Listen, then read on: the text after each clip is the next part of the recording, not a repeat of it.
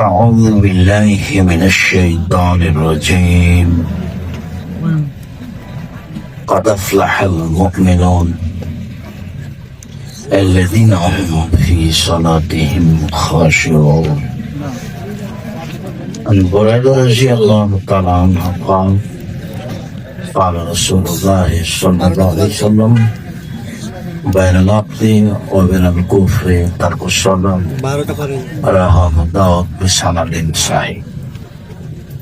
সম্মানিত দিনী বৈঠকে দিনী মুসলিম ভাই বোন, প্রশংসা আল্লাহর জন্য, শান্তি অবতীর্ণ হোক আল্লাহ রাসূলের উপর সাল্লাল্লাহু আলাইহি ওয়াসাল্লাম।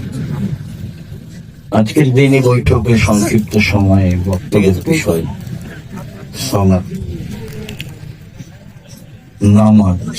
সালাত সম্পর্কে আমরা গুরুত্বপূর্ণ সংক্ষিপ্ত তথ্যবহুল বিবরণের চেষ্টা করব ইনশাআল্লাহ আজিজ। আমাদের সালাতের আলোচনায় প্রারম্ভের আলোচনা হবে সালাত আদায় করতেই হবে। তারপরের সংক্ষিপ্ত কথা হবে যারা সালাত আদায় করে না তারা কেমন।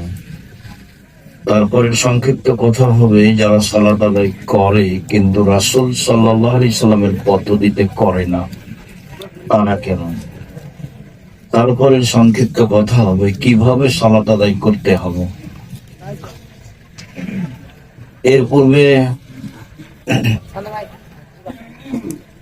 যুবকদের নিয়ে কিছু কথা বলি, তাই বিজ্ঞাপন পোস্টারে দেখছি আদর্শ যুব সমাজের উদ্যোগে। এরপর